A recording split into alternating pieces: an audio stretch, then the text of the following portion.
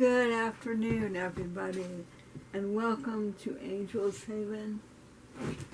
Today I'd like to talk to you about something that is one of the more important aspects of going tiny, and that is stuff. So I have lived at Angel's Haven for 2 years, 2 years and 4 months, 3 months, something like that. And every quarter, every 3 or 4 months, that's about right, I have to go through everything that I have in drawers or cupboards. It doesn't take a long time, but I have to look at what I have and see if I still need that. Now, before we go a step further, I have to make a couple of disclaimers. Number one, I am not, nor will I ever be, a minimalist. All you have to do is look at any of my videos and you will see that I have knickknacks and photographs and books and scarves and hats and pocketbooks, and they fill my house, and I enjoy owning them. I have substantially fewer of each of those items than I did even a year ago, but I still have them. I'm looking at my hat rack. I have 1, 2, 3, 4, 5 winter hats on my hat rack. I have 1, 2, 3, 4, 5, 6, 7, 8 scarves out. There are probably 4 or 5 more that are summer scarves that are put away, and I wear them. I enjoy wearing scarves, I enjoy wearing hats, and therefore I keep them. However, it does help to look at what you have and see if you still need the things that you have even now. One of my burdens in this tiny house is that this is my hanging storage, and I also have my clothes hamper under here. This is probably the most difficult thing for me to handle as a tiny house person. In my traditional house, in, I'm going to say 2014, I hired a contractor who converted my attic into basically a walk-in dressing room. It had 12 feet of hanging space. It had a full wooden dresser and a bench about the height of the stool on which I'm sitting, where I could sit and change clothes. I had a little table. I could even have my coffee in there while I picked out my day's outfit and got dressed. It was through a door on the other side of my bedroom and near the bathroom that was upstairs in my bedroom. We had added a shower at the same time, so I had a full bath and a dressing room. That space was probably, the finished part of that attic was probably 10 by 22. My house here is 8 by 24. Okay, that might not be right. 10 by 22. Let me retract that. It was probably 10 by 12. And as I said, my tiny house here is 8 by 24. And so I had a dressing room half the size of my current house. That's a big difference. So now I have 21 inches, and you can't see it from this angle, but I have a three drawer wicker cabinet, and then in which I have clothes, and then upstairs I have 4 or 5 baskets about maybe 10 by 18 that have the rest of my clothes. There might be a tub with some really delicate summer blouses, things that I won't wear until June or July. So I have this cedar chest.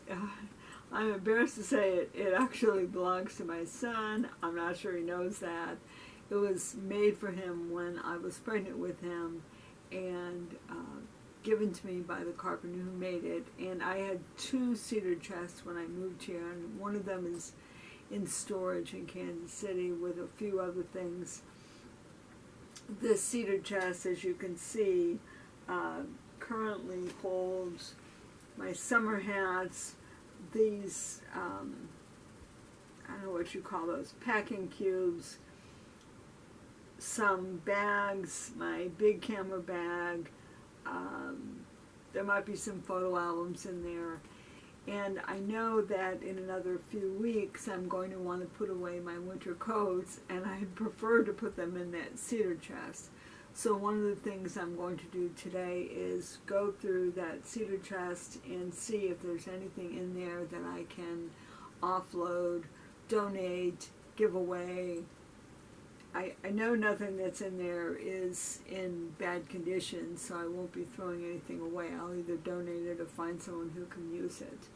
Same thing with my hanging clothes. These are all winter clothes, and they definitely need to be pared down, so I will take them all out. Now, let me be clear again. I'm not a minimalist. I'm not Marie Kondo. I haven't read her book.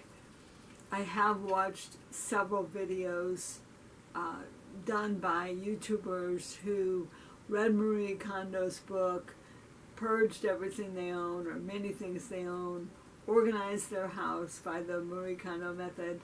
That's not me. Maybe I should have done that when I downsized from my traditional house, but very frankly, I tried to fold things the way she does and put them up in my baskets and the filing system she does, and they just flopped over. I don't know if they're using starch or what, but at any rate, it didn't work, except as a form of amusement for me. Now, I'm told that she says pick up the article of clothing or the book or the cup, and if it doesn't spark joy, get rid of it. Well, things don't spark joy for me unless they have memories attached to them. And I'm not going to get rid of anything else that has a memory. I've given away most of the things that I'm going to give away in terms of things that spark joy, because those are the memories. And so clothing, it fits or it doesn't fit. I feel confident in it or I don't feel confident in it. That's my criteria. Same thing with my summer hats, same things with my bags.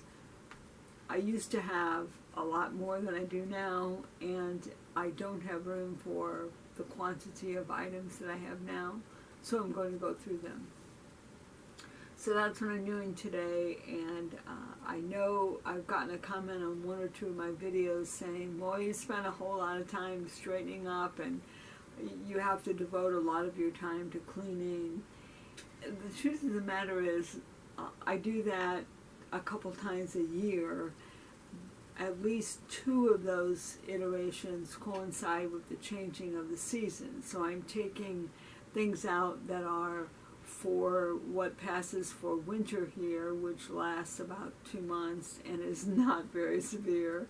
And I'm putting away the very most light of my clothing, which I can't wear in December and January.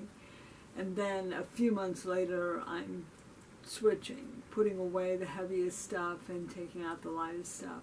I'm very fortunate to live in California. I live in Sacramento County, California. It does not get very cold here. It does not get very hot here. That said, I do have wool and I do have very lightweight clothing, but most of my clothing can be worn at least 2 out of the 4 seasons here.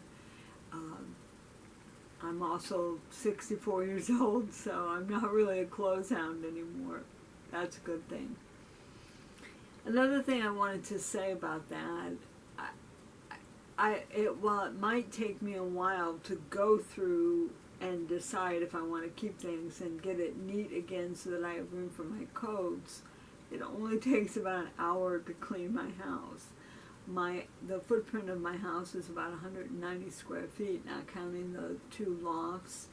And I sweep the floor and I wipe the counters and I spruce up and maybe dust and clean the bathroom, and I'm done in an hour, maybe 90 minutes. So there are trade-offs. Maybe I have to organize more, but I clean a lot less. So that's what I'm doing today, and when I get it done, I will record another little section of video and make an effort to splice them together. Another subject I wanted to mention in this video is another change I made to my house, which is that I got a new hot water heater. I could probably make a whole video about this, but I won't. I will just mention my hot water heater died and I had to get a new one, and it was expensive, but well worth it.